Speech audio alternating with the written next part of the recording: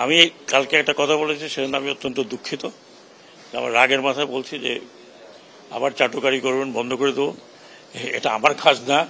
হ্যাঁ, accept Jamuna television, সবার সামনে বলতেছি, যমুনা টেলিভিশন কিছু দেখাচ্ছিল, তারপর দেখলাম বন্ধ হয়ে গেছে।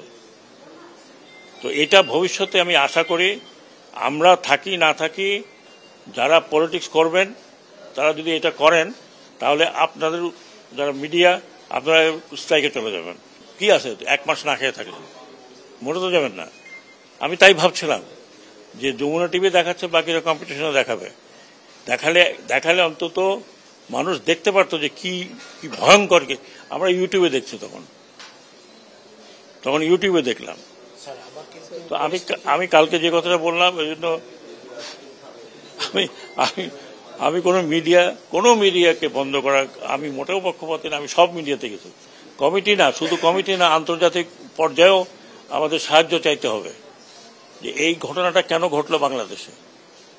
আমি তো অলরেডি রেকমেন্ড করেছি, আবার যখন নেক্সট মিটিং হবে সেখানে জোরালোভাবে আমি বলবো যে এটা কমিটি করা হোক, কিভাবে, কারা হুকুমদাতা, কেন হয়েছিল।